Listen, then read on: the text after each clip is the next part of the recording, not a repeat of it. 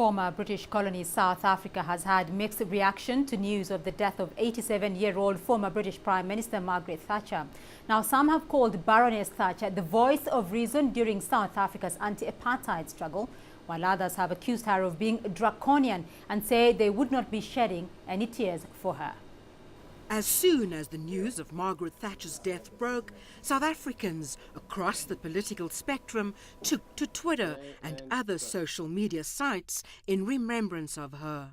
Friends and foes voiced their opinions of the former British Prime Minister and sent condolences to her family and her country.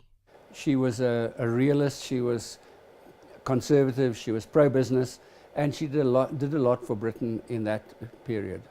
South Africa's ruling party, the African National Congress, was among those who offered condolences to Baroness Thatcher's family.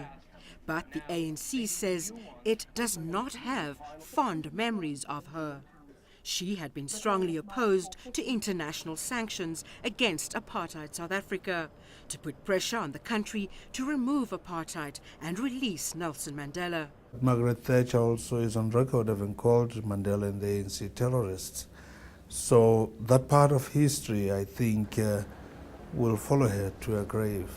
Margaret Thatcher was a divisive figure. She divided Britain, she divided international opinion on various issues.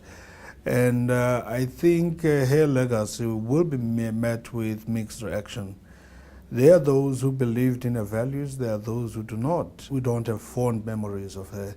We don't have her as one of the influential leaders who could have helped South Africa at the time that we needed her help. South Africa's last apartheid president, former President F.W. de Klerk, said Margaret Thatcher had had a greater understanding of the complexities and geostrategic realities of South Africa than most of her contemporaries. He said he'd been saddened by news of her passing and felt honoured to have had her as a friend.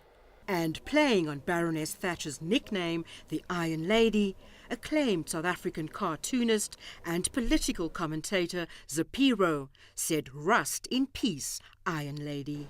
Rene, Carme, CCTV, Johannesburg.